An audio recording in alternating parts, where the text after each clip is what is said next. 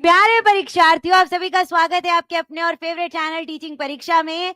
आज की क्लास में हम ईवीएस करने वाले हैं। कुछ इमरजेंसी की वजह से सर कनेक्ट नहीं हो पा रहे हैं, तो फिर से सर ने कहा कि आपका टाइम वेस्ट नहीं होना चाहिए, तो हम बिना टाइम वेस्ट किए अपनी ईवीएस की क्लास करने वाले हैं। तो जल्दी से एक बार सेशन को लाइक कर देना है, ज्यादा से ज्यादा शेयर करते जाना, और अगर आपने अभी तक टीचिंग परीक्षा चैनल को सब्सक्राइब नहीं किया है, जल्दी से सब्सक्राइब कर लेंगे। बहुत अच्छे क्वेश्चन है ईवीएस के, आपके बीपीएससी में बहुत मदद आपको मिलेगी ये वाले क्वेश्चन करके, आज की क्लास करके। ठीक है, तो चलिए स्टार्ट करते हैं। पहला क्वेश्चन, उस वैज्ञानिक की पहचान करना है जिसने पारिस्थितिक तंत्र में अपघटक की भूमिका को पहली बार बताया।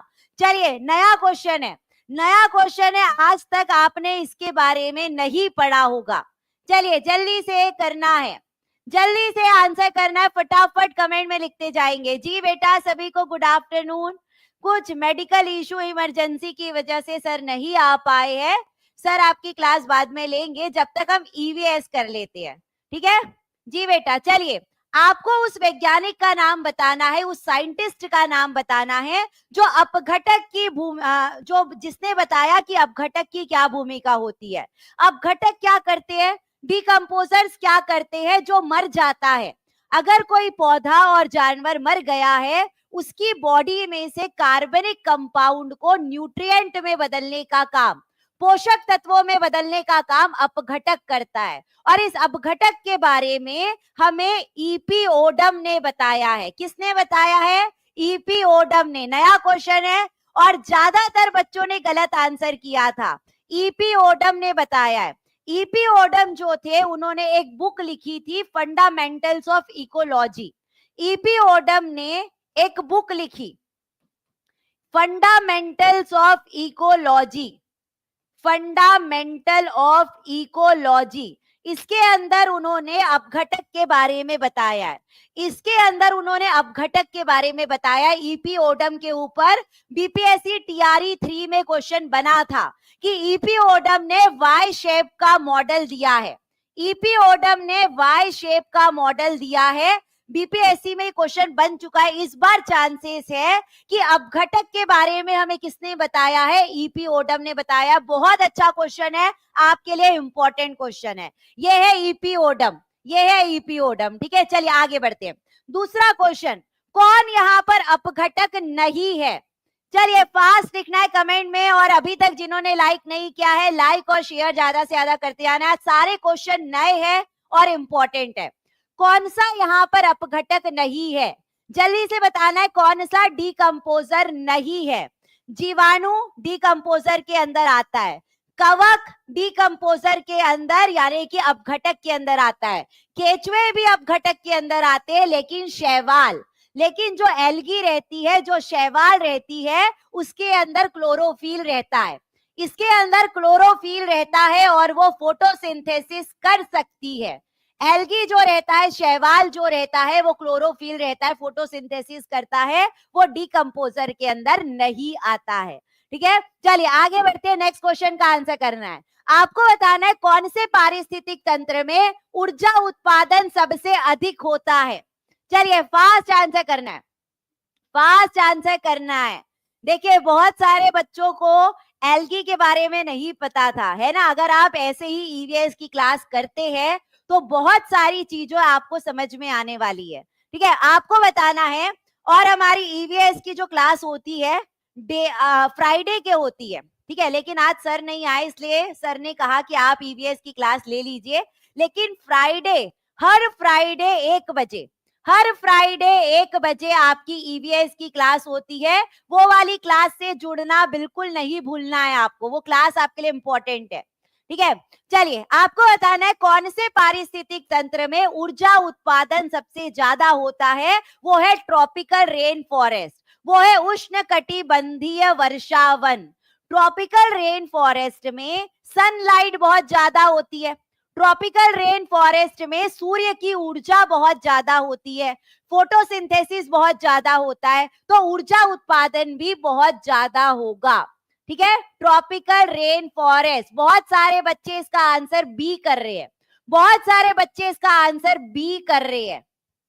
ठीक है। समुद्री पारिस्थितिक तंत्र से भी ज्यादा ऊर्जा उत्पादन कहां पर होता है? हमें ऑक्सीजन नहीं पूछा है। अच्छा, आप लोगों ने ऑक्सीजन समझकर बी वाला आंसर कर दिया। अगर क्वेश्चन में पूछता कि ऑक्सीजन सबसे ज्यादा कहां से मिलता है, तब हम समुद्र से करते थे। समुद्र में जो फाइटोप्लैंक्टन्स रहते हैं, समुद्र में जो फाइटोप्लैंक्टन्स रहते हैं, जो जलीय पौधे रहते हैं, वो फोटोसिंथेसिस करते हैं और ऑक्सीजन देते हैं। लेकिन यहाँ पर पूछा है ऊर्जा उत्पादन। ऊर्जा उत्पादन सबसे ज्यादा ट्रॉपिकल रेन फॉरेस्ट से होता है। और एक बात हमारी एनसीईआरटी में दी है, एक और बात एनसीईआरटी में दी है कि समुद्री पारिस्थितिक तंत्र को, समुद्री पारिस्थितिक तंत्र को हमारे पृथ्वी के फेफड़े कहा जाता है।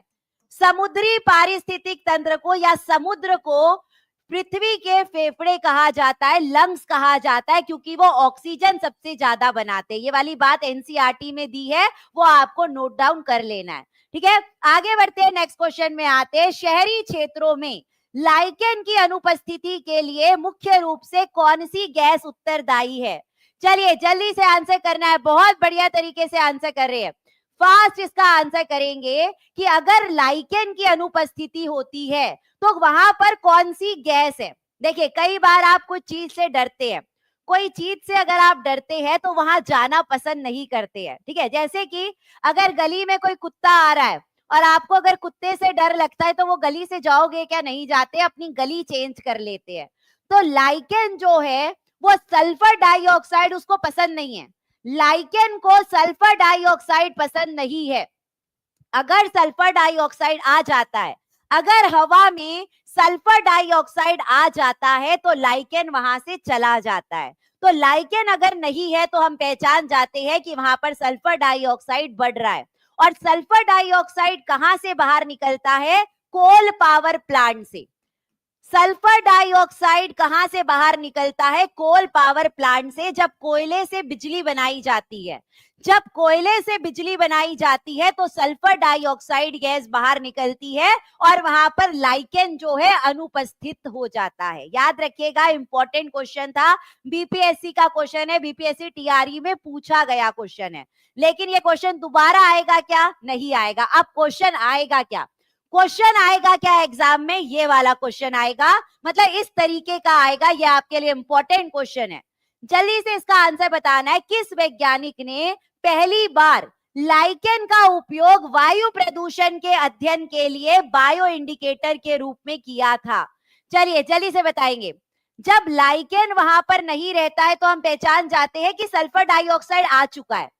तो हमें कौन से साइंटिस्ट ने बताया था कि सल्फर डाइऑक्साइड, लाइकेन जो है वो एक बायो इंडिकेटर है? जल्दी से बताओ, तुक्का मार सकते हैं। अगर आप ये पिक्चर अगर आपने देखी है, ये साइंटिस्ट को आपने देखा है, तो देखकर आप तुक्का बिल्कुल मार सकते हैं। तो ये कौन से साइंटिस्ट है? विलियम नाइलैंडर। ये कौन से साइंटिस्ट है? विलियम नाइलैंडर। इन्होंने 1866 में, इन्होंने 1866 में हमें बताया था कि लाइकेन का इस्तेमाल बायो इंडिकेटर के रूप में होता है। लाइकेन क्या करता है? हमें सल्फर डाइऑक्साइड के बारे में बताता है। ये हमें विलियम नाइलैंडर ने बताया है 1866 में। सारी बातें नोट डाउन करते हुए चलिए, आज की क्लास बहुत इंपॉर्टेंट है। आज की क्लास में सारे नए क्वेश्चन है और इंपॉर्टेंट क्वेश्चन है। ठीक है, आगे बढ़ते हैं। आगे बढ़ते हैं, किस ट्रॉपिक स्तर पर लाइकेन के गायब होने का सबसे अधिक प्रभाव पड़ता है? ये भी हमारे एग्जाम के लिए इंपॉर्टेंट है। इस बार एग्जाम में आपको ऐसे क्वेश्चन देखने को मिल सकते हैं। ठीक है, किस ट्रॉपिक लेवल पर लाइकेन के गायब होने का अधिक प्रभाव पड़ता है? आप देखिए, लाइकेन के अंदर, लाइकेन के अंदर कौन रहता है? एल्गी और फंगस रहते हैं। लाइकेन के अंदर कौन कौन रहता है? शैवाल और कवक रहते हैं।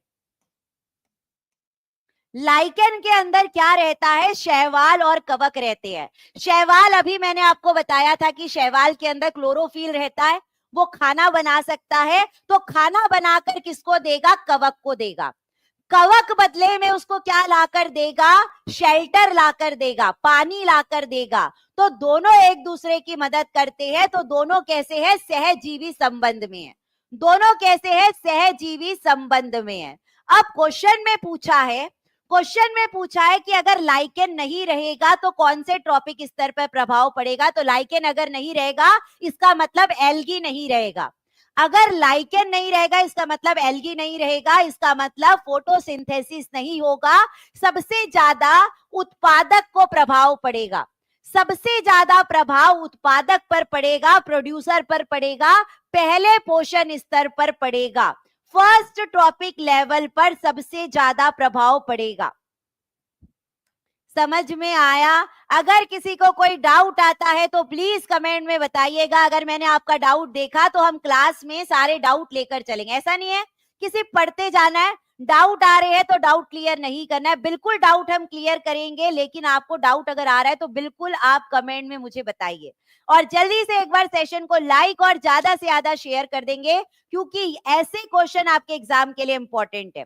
तो लाइकेन नहीं रहेगा तो एल्गी नहीं रहेगा, एल्गी नहीं रहेगी तो फोटोसिंथेसिस नहीं होगा, और फोटोसिंथेसिस नहीं होगा तो उत्पादक को सबसे ज्यादा असर पड़ेगा, उसके बाद शाकाहारी को, उसके बाद मांसाहारी को, उसके बाद सबको असर पड़ेगा।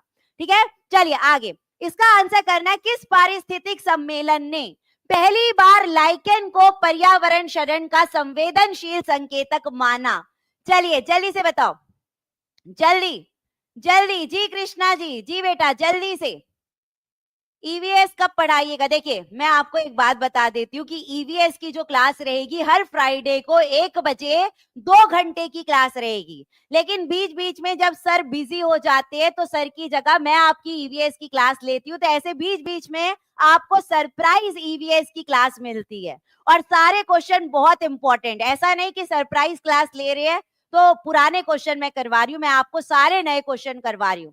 ठीक है, आपको बताना है कि लाइकेन के बारे में कौन से सम्मेलन में बताया गया था। सम्मेलन के ऊपर मैंने आपको पढ़ाया है। जो बच्चे आज पहली बार क्लास कर रहे हैं ईवीएस की, वो पहले की जो क्लासेस है जिसमें मैंने सम्मेलन के बारे में बताया है वो क्लास प्लीज आप लोग देखिएगा। तो लाइकेन के बारे में पृथ्वी शिखर सम्मेलन में बताया गया है। लाइकेन के बारे में पृथ्वी शिखर सम्मेलन में बताया गया है। पृथ्वी शिखर सम्मेलन कब हुआ था? 1992 में हुआ था। पृथ्वी शिखर सम्मेलन कब हुआ था? 1992 में हुआ था, रियो डी जेनेरियो में।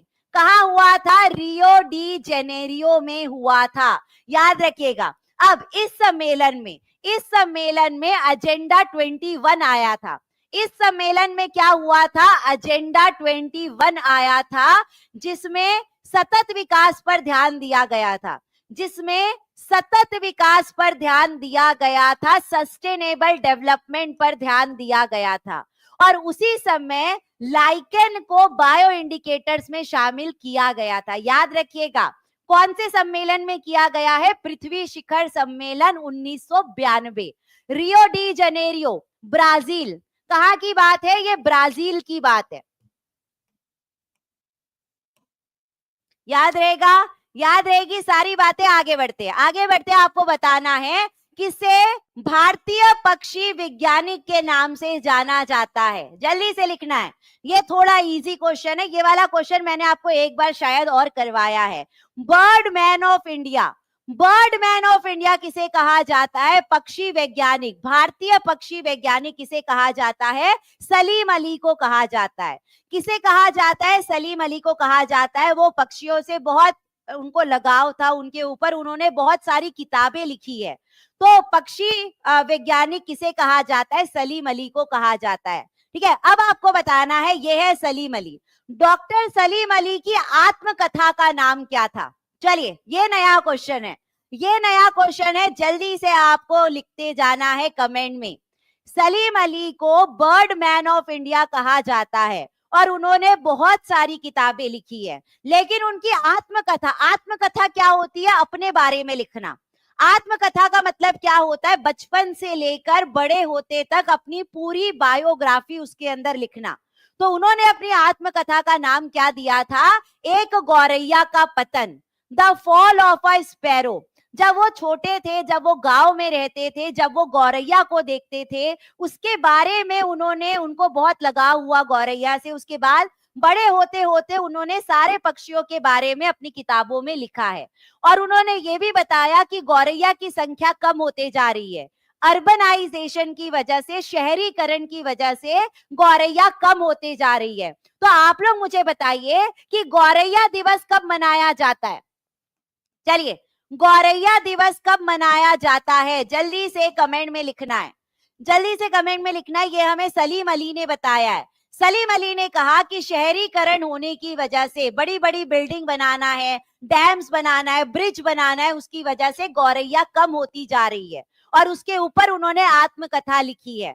आपको बताना है गौरैया दिवस। अन्नू जी ने लिख दिया है बेटा, पीहू जी बहुत बढ़िया। 20 मार्च, 20 मार्च को गौरैया दिवस हर साल मनाया जाता है, लोगों को जागरूक करने के लिए कि गौरैया को हमें बचाना है।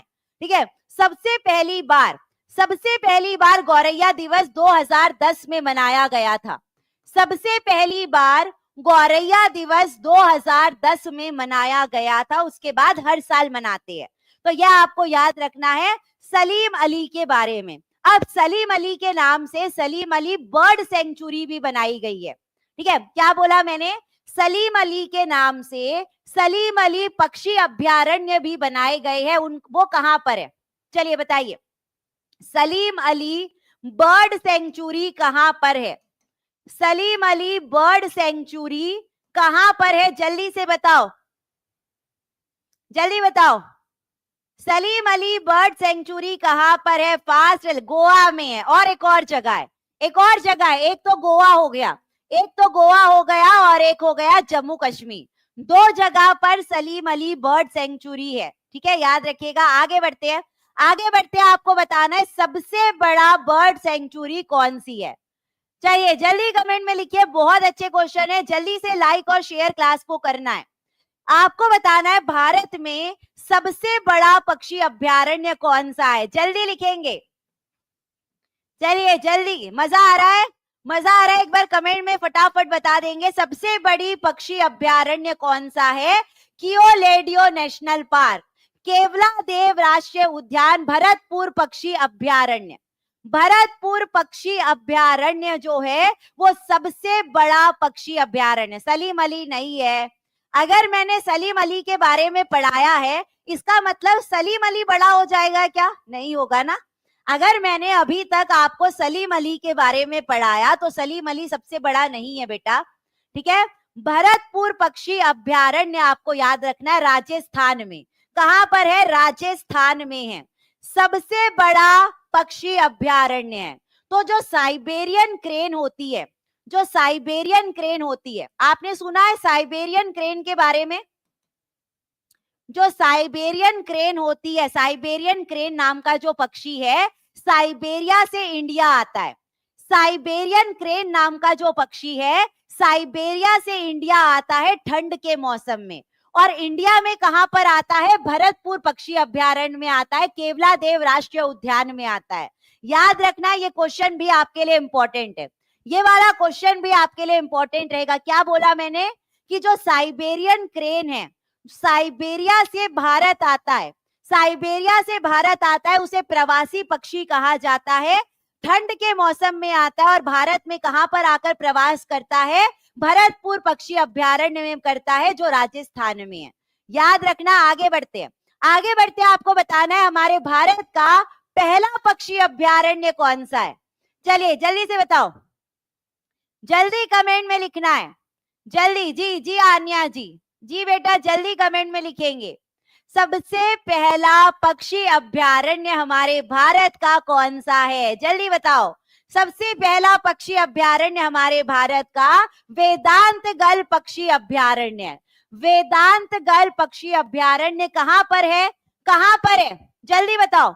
वेदांत गल पक्षी अभ्यारण्य कौन से राज्य में है? बहुत कम बच्चों को पता था, बहुत कम बच्चों ने सही आंसर किया है। चलिए जल्दी बताएंगे। सबसे पहला पक्षी अभ्यारण्य वेदांत गल पक्षी अभ्यारण्य है। कहां पर है? तमिलनाडु में है। कहां पर है ये? तमिलनाडु में है। ठीक है, आज की क्लास इंपॉर्टेंट है। सारे क्वेश्चन के नोट्स आप लोग बनाएंगे, सारे क्वेश्चन को नोट डाउन करना, क्योंकि आज जो क्वेश्चन हम कर रहे हैं, चांसेस है कि आपको एग्जाम में ऐसे क्वेश्चन देखने को मिलेंगे। ठीक है, तमिलनाडु में वेदांतगल पक्षी अभ्यारण्य भारत का पहला पक्षी अभ्यारण्य। चलिए आगे बढ़ते हैं, आपको बताना है भारत का पहला राष्ट्रीय उद्यान। अब ये वाला आपके लिए इजी क्वेश्चन है, ये वाला आपके लिए इजी क्वेश्चन होगा। जल्दी से बताओ, जल्दी से बताओ, भारत का पहला राष्ट्रीय उद्यान कौन सा है, पहला नेशनल पार्क कौन सा है? जल्दी जल्दी कमेंट में लिखेंगे। ये वाला आपके लिए इजी क्वेश्चन है, ये वाला क्वेश्चन हमने पहले भी कर चुके हैं। चलिए, हाँ सभी का एकदम सही आया, ये वाला सबको याद है, ये वाला सबको याद है। भारत का पहला राष्ट्रीय उद्यान जिम कॉर्बेट नेशनल पार्क है, जिम कॉर्बेट नेशनल पार्क है। बताइए पहले इसका नाम क्या था, पहले इसका नाम क्या था जब इसकी स्थापना 1936 में हुई थी? चलिए, जिम कॉर्बेट नेशनल पार्क हमारे भारत का पहला राष्ट्रीय उद्यान था जिसकी स्थापना 1936 में हुई थी। पहले इसका नाम हेली नेशनल पार्क था, पहले इसका नाम जल्दी बताओ, हेली नेशनल पार्क था। ठीक है, किसी का आंसर नहीं आया था, मैंने आपसे पहले बताया है, हेली नेशनल पार्क इसका नाम था। अभी क्या नाम हुआ है, अभी क्या नाम हो गया है? रामगंगा। मोटिवेशन जी ने लिखा है Ramganga national park, Ramganga national park. ये आपके करंट अफेयर में भी काम आएगा कि जिम कॉर्बेट नेशनल पार्क का अभी नाम क्या हो गया है, रामगंगा नेशनल पार्क हो गया है।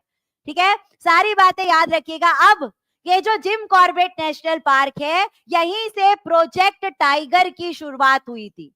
जिम कॉर्बेट नेशनल पार्क से ही प्रोजेक्ट टाइगर की शुरुआत हुई थी। आप बताइए कौन से साल में हुई थी? जल्दी से कमेंट में लिखेंगे प्रोजेक्ट टाइगर कौन से साल में आया था। चलिए फास्ट लिखना है, प्रोजेक्ट टाइगर कौन से साल में आया था? जल्दी से कमेंट में लिखकर बताएंगे 1973। बहुत सारे बच्चों ने लिखा है 1973 में आया था, 1972 में पारित हुआ था, 1973 में लागू हुआ था। ठीक है, आगे बढ़ते हैं, नेक्स्ट क्वेश्चन में आते हैं। प्रोजेक्ट क्रोकोडाइल, बताइए, नया क्वेश्चन है। हमने प्रोजेक्ट टाइगर बहुत बार पढ़ा है, प्रोजेक्ट एलिफेंट बहुत बार पढ़ा है, ये वाला आपके लिए नया क्वेश्चन है, प्रोजेक्ट क्रोकोडाइल। मगरमच्छ भी कम होते जा रहे हैं, मगरमच्छ भी कम होते जा रहे हैं, उनको भी सुरक्षा देनी पड़ेगी। तो प्रोजेक्ट क्रोकोडाइल कौन से साल में आया था? जल्दी से बताएंगे। Project crocodile, project elephant 1992। बहुत सारे बच्चों ने 1992 जो लिखा है वो प्रोजेक्ट एलिफेंट है, वो प्रोजेक्ट एलिफेंट है। बहुत बढ़िया। आप लोग मुझे बताइए प्रोजेक्ट क्रोकोडाइल जो आया था 1975 में आया था, ये तमिलनाडु, आंध्र प्रदेश, गुजरात जैसी जगह से चालू हुआ था। ठीक है, प्रोजेक्ट क्रोकोडाइल 1975 आपको याद रखना है। आगे बढ़ते हैं, आईयूसीएन का हेडक्वार्टर कहां पर है? बीपीएससी टीआरई 3 का क्वेश्चन, बीपीएससी टीआरई 3 का क्वेश्चन, जल्दी से आंसर करके बताना। आईयूसीएन का मुख्यालय कहां पर है? आईयूसीएन का हेडक्वार्टर कहां पर है? आईयूसीएन का मतलब इंटरनेशनल यूनियन, आईयूसीएन का मतलब जल्दी जल्दी कमेंट में उसका फुल फॉर्म आपको लिखना है, international union for conservation of nature. इसका हेडक्वार्टर कहां पर है? इसका हेडक्वार्टर है स्विट्जरलैंड में। इसका हेडक्वार्टर कहां पर है? स्विट्जरलैंड में। स्विट्जरलैंड में ग्लैंड नाम की जगह है, स्विट्जरलैंड में ग्लैंड नाम की जगह है जहां पर आईयूसीएन का हेडक्वार्टर है। आप लोग मुझे बताइए इसकी स्थापना कौन से साल में हुई है?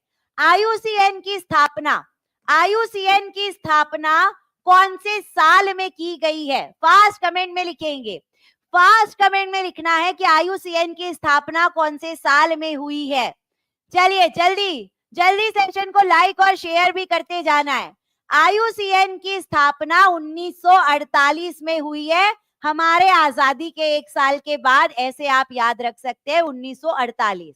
ये आईयूसीएन क्या करता है? आईयूसीएन एक ऐसी संस्था है जो रेड डेटा बुक में जो रेड डेटा बुक को प्रकाशित करता है। रेड डेटा बुक के बारे में आपने सुना है? रेड डेटा बुक के बारे में आपने सुना है जिसमें एंडेंजर्ड स्पीशीज के बारे में लिखा होता है, जिसमें विलुप्त प्रजातियों के बारे में लिखा होता है, विलुप्त होने की कगार में है या विलुप्त हो चुकी है, उसके बारे में इसके अंदर लिखा होता है। और ये लिखता कौन है, ये प्रकाशित करता कौन है, IUCN प्रकाशित करता है। ठीक है, रेड डेटा बुक। चलिए आगे बढ़ते हैं, इसका आंसर करना है UNEP का हेडक्वार्टर कहाँ पे। अब देखिए IUCN अलग है और UNEP अलग है। IUCN क्या करता है, रेड डेटा बुक में लिखता है। ठीक है, दोनों में कंफ्यूज नहीं होना, इसीलिए आज मैंने आपके लिए दोनों क्वेश्चन लेकर आए हैं, इसीलिए दोनों क्वेश्चन लेकर आए हैं। IUCN क्या करता है, रेड डेटा बुक में लिखता है। UNEP का हेडक्वार्टर कहाँ पे है, UNEP का मतलब होता है United Nation Environment Programme. United Nation Environment Programme जो हमारे पर्यावरण की निगरानी रखता है, जो हमारे पर्यावरण की निगरानी रखता है, वो UNEP होता है। और इसका हेडक्वार्टर कहाँ पर है, नायरोबी में। कहाँ पर है, नैरोबी में है। नैरोबी कहाँ पर है, केनिया में। नैरोबी कहाँ पर है, केनिया में है। न्यूयॉर्क नहीं है, न्यूयॉर्क वाले सारे गलत है। न्यूयॉर्क वाले, जिनेवा वाले सारे गलत हो गए हैं। ठीक है, अगर देखिए ऐसे क्वेश्चन में आप फंस जा रहे हैं, ऐसा क्वेश्चन अगर एग्जाम में आ गया तो कितने मार्क्स कटेंगे। ठीक है, UNEP का हेडक्वार्टर कहां पर है, नैरोबी में। नैरोबी कहां पर है, केनिया में। अब आप लोग मुझे बताओ, देखती हूँ आप लोगों को याद है कि नहीं है। अभी आपका दूध का दूध और पानी का पानी हो जाएगा कि इसके पहले की क्लास आपने करी है कि नहीं करी है। मैंने बताया था कि UNEP की स्थापना कौन से सम्मेलन में की गई थी, बताओ कौन से सम्मेलन में, कौन से सम्मेलन में UNEP की स्थापना की गई थी। चलिए जल्दी बताओ, जल्दी बताओ, UNEP की स्थापना कौन से सम्मेलन में की गई थी, जल्दी से कमेंट में लिखेंगे। नहीं पता है, नहीं पता है मैम, नहीं पता है, जल्दी लिखो, जल्दी लिखो। UNEP की स्थापना कौन से सम्मेलन में हुई थी, प्रवीण यादव जी ने लिखा है। बहुत बढ़िया, बहुत बढ़िया, केवल एक बच्चे ने लिखा है, केवल एक बच्चे ने लिखा है स्टॉकहोम सम्मेलन। स्टॉकहोम सम्मेलन, स्कॉटलैंड, स्कॉटलैंड वाला कौन है, स्कॉटलैंड कहाँ पड़ा है, कुछ भी कुछ लिखते हो। स्कॉटलैंड हमने पढ़ा ही नहीं है। स्टॉकहोम, स्टॉकहोम सम्मेलन, स्टॉकहोम सम्मेलन में UNEP की स्थापना हुई थी 1972 में। कब हुई थी, 1972 में। स्टॉकहोम है, स्कॉटलैंड नहीं है। अरे भैया स्कॉटलैंड नहीं है, स्टॉकहोम सम्मेलन। स्टॉकहोम सम्मेलन में UNEP की स्थापना हुई थी 1972 में। याद रखना, कुछ भी कुछ लिखते नहीं जाना है। चलो आगे, आगे आपको बताना है बायोलॉजिकल डाइवर्सिटी डे। जल्दी लिखेंगे, जैव विविधता अधिनियम। जैव विविधता अधिनियम कब लागू किया गया था, चलिए जल्दी लिखो, जल्दी लिखना है, जल्दी कमेंट में लिखेंगे। भारत में जैव विविधता अधिनियम कब लागू किया गया था, फास्ट कमेंट में लिखना है। चलिए, हाँ, जो भी बच्चा कह रहा है कि मैंने पहले बताया था, तो बेटा मैंने आपका तो देखा नहीं कि आपने पहले बताया था। जिसने भी लिखा है कि मैम मैंने सबसे पहले बताया था लेकिन मैं आपका आंसर नहीं देख पाई थी, उसके लिए माफी चाहती हूँ। ठीक है, लेकिन अगर जिसने सही किया होगा तो बहुत अच्छी बात है कि आपको पहले की चीजें याद है, आप भूल नहीं रहे हैं, बहुत अच्छी बात है। आपको बताना है बायोलॉजिकल डाइवर्सिटी एक्ट कौन से साल में आया था, 2002 में आया था। 2002 में आया था, CBD के अंतर्गत, CBD के अंतर्गत आया था। CBD कब आया था, CBD आया था पृथ्वी शिखर सम्मेलन में। CBD कब आया था, पृथ्वी शिखर सम्मेलन में आया था। CBD कब आया था, पृथ्वी शिखर सम्मेलन में आया था, 1992 में आया था। और उसके बाद CBD के अंतर्गत जैव विविधता अधिनियम लागू किया गया 2002 में कि हमें अपनी जैव विविधता को बचाना है। जैव विविधता का मतलब क्या है, जहां पर सारे स्पीशीज एक साथ रहते हैं, जानवर हो गए, पक्षी हो गए, पौधे हो गए, सारे एक साथ रहते हैं, उसे जैव विविधता कहते हैं। ठीक है, चलिए आगे, आगे बढ़ते हैं। ये आप लोग स्क्रीनशॉट ले सकते हैं, ऐसा आपको कोई नहीं पढ़ाएगा, ऐसा आपको कोई नहीं पढ़ाने वाला है। तो अगर आपको क्लास में मजा आ रहा है, क्लास आपको पसंद आ रही है, जिन्होंने अभी तक लाइक नहीं किया है, क्लास को लाइक और ज्यादा से ज्यादा शेयर कर देना है। 2000 बच्चों का टारगेट है, केवल हम 100 बच्चे पीछे हैं। जल्दी से लाइक और शेयर एक बार क्लास को कर देंगे। इसका स्क्रीनशॉट ले लेना कि कौन से ऑर्गेनाइजेशन की स्थापना कौन से साल में हुई है, यह आपके काम आने वाली चीज है। ठीक है, आईयूसीएन की स्थापना 1948 में हुई है, ग्लैंड स्विट्जरलैंड में। कहां पर हुई है? ग्लैंड स्विट्जरलैंड में। यूएनईपी की स्थापना 1972 में हुई है, नायरोबी केनिया में, स्टॉकहोम सम्मेलन में। WWF world wild life fund. WWF का मतलब क्या है? World wild life fund. WWF का मतलब क्या है? World wild life fund. इसकी स्थापना 1961 में हुई है, ग्लैंड स्विट्जरलैंड में, जहां पर आईयूसीएन हुआ था। और यूनेस्को की स्थापना 1945 में हुई है, पेरिस फ्रांस में। ये चारों क्वेश्चन आपके लिए इंपॉर्टेंट रहेंगे। ठीक है, चलो मैं साइड हो जाती हूँ। जी अंजलि यादव जी, बेटा एक बार जल्दी से सारे बच्चे स्क्रीनशॉट ले लेंगे, क्योंकि ये क्वेश्चन पक्का आपको एग्जाम में देखने को मिलेगा। ठीक है, ले लिया? आगे बढ़ते हैं, आगे बढ़ते। इताई रोग किस देश में पहली बार देखा गया था? चलो जल्दी से लिखना है, जल्दी कमेंट में बताना है। इताई रोग पहली बार कौन से देश में देखा गया था? इताई क्या होता है? जल्दी जल्दी बताओ। इताई का मतलब क्या होता है? आपकी हड्डियां कमजोर हो जाती है, आपके शरीर में कैल्शियम की जगह, आपके शरीर में कैल्शियम की जगह कैडमियम आ जाता है। ठीक है, इताई का मतलब क्या है कि अगर आपके शरीर में हड्डियों के लिए कैल्शियम की जरूरत पड़ती है, तो कैल्शियम की जगह अगर कैडमियम ले लेता है तो आपकी हड्डियां कमजोर होने लगती है। उसे इताई रोग कहते हैं। सबसे पहली बार ये जापान में देखा गया था। सबसे पहली बार इताई रोग जापान में 1912 के तहत देखा गया था। बाद में उसकी पहचान हुई। ठीक है, याद रखिएगा। आगे बढ़ते, इसका आंसर फटाफट कमेंट में।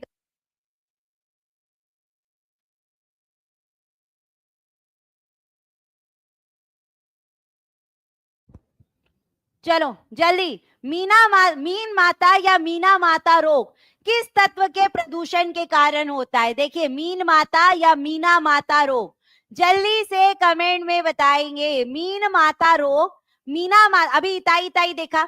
इताई किसके कारण होता है? कैडमियम के कारण। इताई कैडमियम के कारण होता है। मीन माता रोग किसके कारण होता है? मर्क्यूरी के कारण, पारा के कारण। लेकिन एक अपन मिस्टेक जरूर करते हैं कि अगर हमें अपनी तैयारी अच्छे से करनी है, अगर तैयारी बहुत अच्छे से करनी है, तो हमें सारी बातें पता होनी चाहिए। अगर मान लो एग्जाम में मर्क्यूरी नहीं लिखा रहेगा, तो उसकी जगह उसका सिंबल लिखा रहेगा, उसकी जगह उसका सिंबल लिखा रहेगा, उसका प्रतीक लिखा रहेगा। तो बताइए मर्क्यूरी का सिंबल क्या होता है? थोड़ा सा केमिस्ट्री आ गया है, थोड़ा सा केमिस्ट्री आ गया, लेकिन ईवीएस में काम आएगा। मर्क्यूरी का सिंबल क्या होता है? जल्दी से कमेंट में बताना है। कई बार एग्जाम में पूरा नाम नहीं लिखा रहता है, सिंबल लिखा रहता है HG। क्या होता है? HG होता है। तो आपको लिखा रहेगा कि मीन माता रोग किसके कारण होता है? HG के कारण होता है। और HG का मतलब मर्क्यूरी होता है, पारा होता है, याद रखना। और कैडमियम का भी बता दो, कैडमियम का भी एक बार बता दो। कैडमियम का सिंबल क्या होता है? सीसा का क्या होता है? आर्सेनिक का क्या होता है? जल्दी से चारों का एक बार जल्दी जल्दी कमेंट में लिख दो। चारों का सिंबल क्या होता है? जल्दी से एक बार कमेंट में लिखो, केमिस्ट्री में आपको काम आएगा। कैडमियम का होता है सी, कैडमियम का होता है CD। कैडमियम का क्या होता है? C और स्मॉल। देखो कुछ बच्चे कैपिटल लिख रहे हैं, कुछ बच्चे कैपिटल लिख रहे, कैपिटल नहीं आता है, कैपिटल नहीं आता है। पहला वाला कैपिटल रहता है, बाद वाला स्मॉल रहता है। पहला वाला कैपिटल रहता है और उसके बाद वाला स्मॉल रहता है। ठीक है, कैडमियम का हो गया CD। सीसा का क्या होता है? सीसा का होता है PB, सीसा का होता है PB। ठीक है, अब जल्दी से आर्सेनिक का बताओ, जल्दी से आर्सेनिक का बताओ। आर्सेनिक की वजह से ब्लैक फुट डिसीज होती है। आर्सेनिक की वजह से ब्लैक फुट डिसीज होती है। आर्सेनिक की वजह से ब्लैक फुट डिसीज होती है। आर्सेनिक का सिंबल क्या है? A R. ए आर, कुछ बच्चों ने ए आर लिखा था, ए आर नहीं होता है। ए आर तो आर्गन का होता है।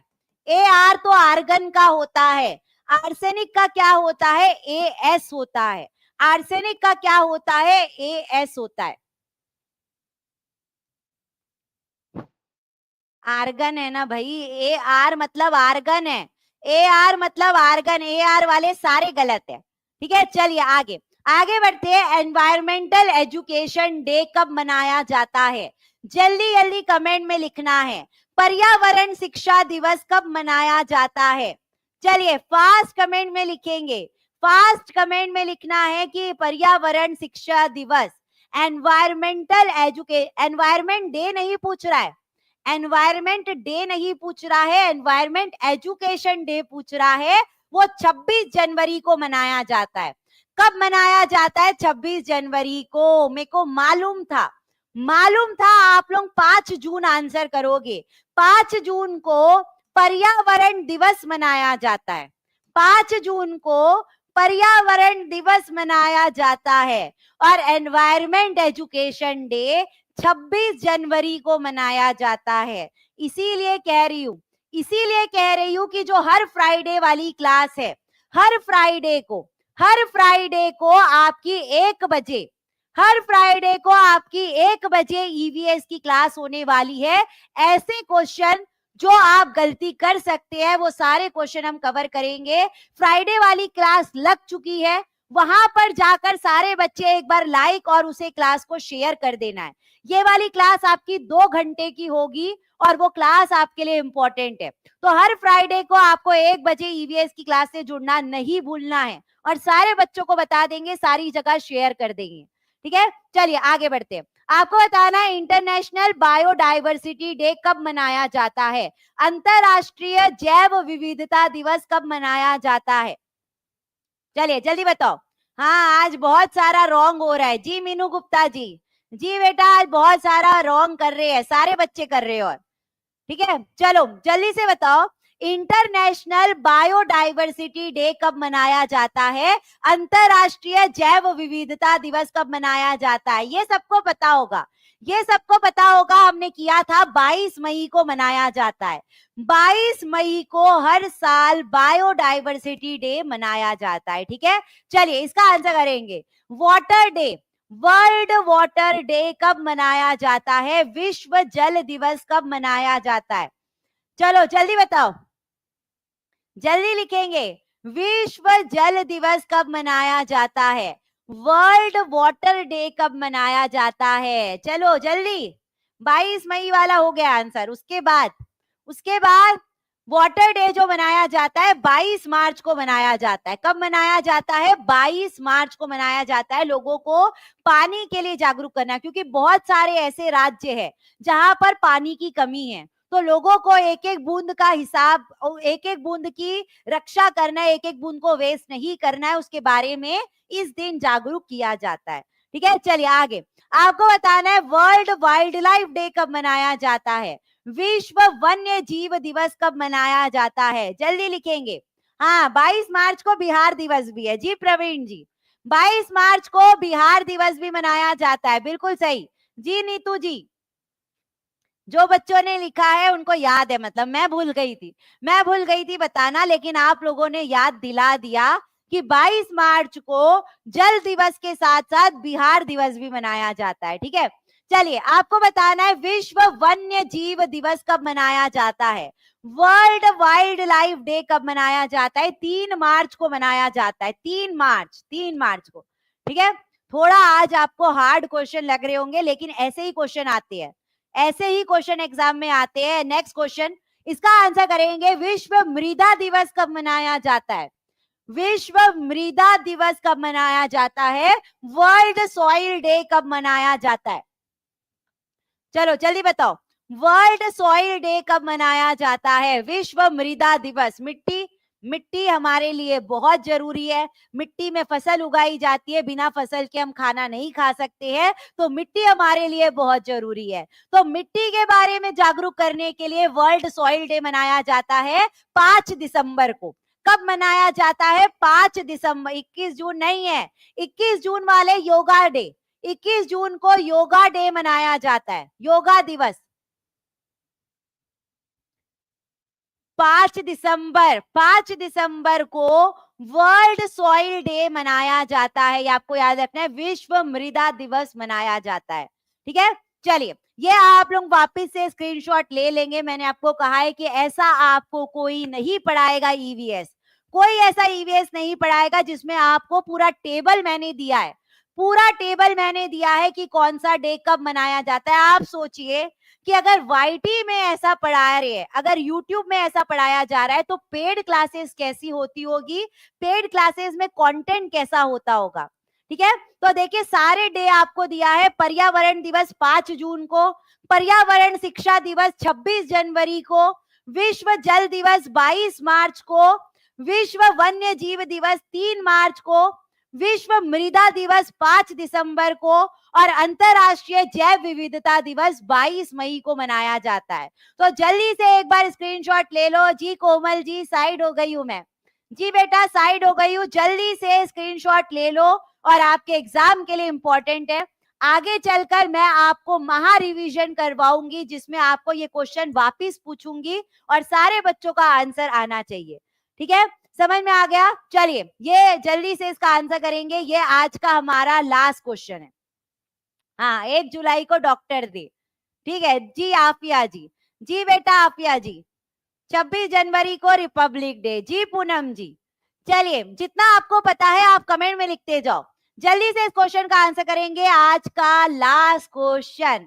ठीक है, जल्दी से बता दो कि जो हमारा वन अधिकार अधिनियम, देखो इसके इसके बारे में मैं आपको फ्राइडे को पढ़ाने वाली हूँ, इसके बारे में मैं आपको फ्राइडे को पढ़ाने वाली हूँ। तो ये क्वेश्चन मैं होमवर्क ही दे देती हूँ, ये क्वेश्चन मैं आपको होमवर्क दे देती हूँ, क्योंकि आज मैं आधा एक्सप्लेन करूंगी, आधा फ्राइडे को पढ़ाऊंगी, तो समझ में नहीं आएगा।